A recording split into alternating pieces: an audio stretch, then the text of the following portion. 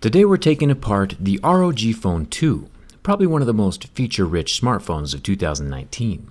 We're going to look underneath that crazy metal protrusion on the back panel and see if it actually does anything besides just look cool. And we'll see how the glowy LED lights on the back panel work. Should be pretty interesting. This video is sponsored by Turo. Let's get started.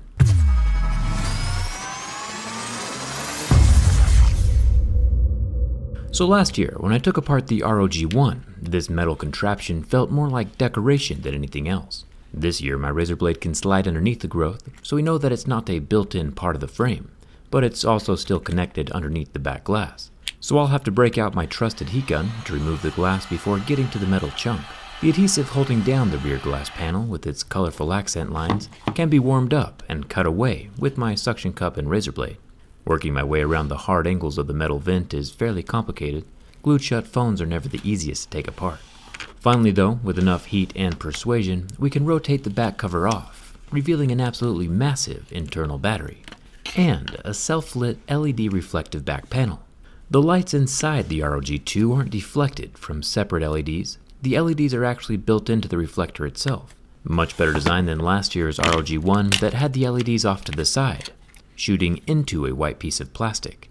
This new method is much more efficient and more secure. And since it has its own gold contact pads, these can basically be added anywhere inside the back panel on future phones, and can just shine through wherever the glass is clear. So let's cross our fingers for even more lights in the future. It's nice to see that the RGB lighting on gaming smartphones is improving. Asus is really shaking things up. Speaking of brands that are shaking things up, huge thanks to Turo for sponsoring this video. Turo is a car sharing service that has vehicles in more than 5,000 cities across the US, Canada, Germany, and the UK. It's just like renting a car, but way easier. And the price, on average, is usually 30% less than a normal car rental service. There are some pretty nice cars on here as well. Turo has 24/7 customer support and roadside assistance, and you also have access to insurance through the Turo Insurance Agency. Personally, I'm eyeing these Teslas that I can rent all day for super cheap. Turo can be accessed via the web or by downloading the app for iPhone or Android. Use the link in the description along with the discount code RIG15 for $15 off your first trip. If you need a truck to move something or just want to try out a Tesla for the first time, or maybe just need a cheap car to get around while you're traveling, Turo is pretty simple, and you can even rent out your own vehicle to make some extra cash. I'll leave the link in the description if you want to learn more and get that $15 off. And thanks to Turo for sponsoring this video. To get deeper inside the ROG Phone 2, we got to remove the 8 screws holding down the bottom plastics, and the 5 screws holding down the top plastics. You would think at this point when those screws are off that the back panel could come away from the phone, but it turns out there are 2 more screws hidden underneath the metal vent. And since the glass is now off, I can slice underneath that metal vent and remove it from the frame. This guy is its own little unit, stuck to the phone with adhesive, and it is hollow inside. The underside of the hump is made from plastic, with only a very thin outer metal shell, about as thick as a pop can. The metal hump itself definitely does not provide any active thermal cooling. The tiny copper grill, however, does have a direct opening to inside the phone, which from a water resistance perspective is a nightmare. But once again, there is no direct contact with anything on the motherboard. The tiny vent just allows passive heat dissipation for any heat that happens to radiate through the air off the motherboard itself. Let's just say this thing looks more impressive from the outside than the inside, at least this time around. We'll see if there's any more copper cooling on the underside of the motherboard in just a second. Let's go deeper. The massive battery is plugged into the center of the motherboard. I'll unsnap that like a little Lego, and then I'll make my way down to the 3 small ribbon cables at the bottom of the motherboard. This phone does not have any wireless charging or water resistance, which might be deal breakers to some, but it does have a headphone jack, which are getting pretty rare these days. This tiny little daughter board also comes soldered together with the lower vibration motor.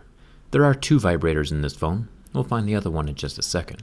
I'll remove the dual SIM card tray, and then lucky for us, Asus has added a magical pull tab underneath the battery.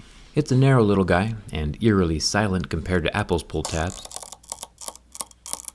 but it gets the job done in a safe manner and doesn't break.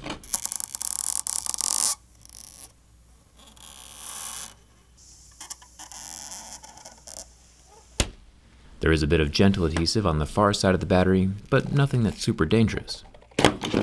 This is a 6,000 mAh lithium polymer battery pack, which is the largest we've seen inside of a cell phone all year. And check out what's underneath the battery, a solid wall of copper. Now we're talking. This is where the real cooling happens. This is an underscreen vapor chamber. We've run into a few of these in the past. We'll have to pull it out to see how big it really is in just a second. First, I'll remove the rubber plug out of the side dual USB-C accessory and display ports, and unclip the dual rear-facing camera, and pull it away from the phone. It's got a 48 megapixel main sensor on the left, and a 13 megapixel wide-angle camera on the right, neither of which are advertising optical image stabilization. The front 24 megapixel camera also does not have OIS, but does come with a gray rubber ring around the lens. Kinda random. I can finally pull the motherboard out from inside the phone frame. It's got a long, thin design that basically wraps around the whole phone. The design of the ROG 2 seems like things were added kind of at random. It's not quite as organized as other flagships we've been inside. It does have thermal paste between the processor and the massive internal heatsink. The little copper square that touches the processor is located up near the top small circle vibrator. I imagine there are 2 vibrators inside to give better haptic feedback on either side of the phone while gaming, just like we would see inside of a normal video game controller.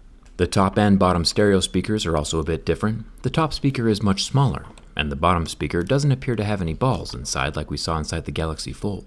The underscreen fingerprint scanner is also down here at the bottom of the phone, near the loudspeaker. It's a little camera that shines up through the thin AMOLED screen to read your fingerprint. Now, normally we do try to keep these phones in working condition. I like putting them back together, but this particular design puts the copper vapor chamber between the frame of the phone and the screen. Because that AMOLED panel is so thin, the ROG 2 uses that to its advantage, to allow heat to escape out the front of the phone, which is pretty smart, except that the only way for us to see it is by removing the screen, and removing the screen breaks the screen. Screen removals are usually only performed when the screen is already broken. The ROG Phone 2 has a large 6.6-inch 1080p display, but the thing that makes it special is the 120Hz refresh rate. It shows images twice as fast as normal phones do. And yeah, cracking a 120Hz display hurts me a little bit on the inside. But at least now we get to see what we came here for.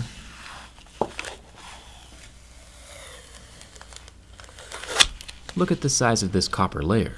We might have a new vapor chamber world champ right here. This looks larger than even the Razer Phone 2 vapor chamber. Normally vapor chambers have, vapor inside. Vapor wicks along the little copper capillaries to keep things cool, and usually this vapor is visible when we slice it open, at least for a second. But in my particular ROG Phone 2, no vapor is visible inside. It's bone dry in here. But even without liquid, it's still a substantially large heatsink, and copper does a good job of dissipating heat all on its own.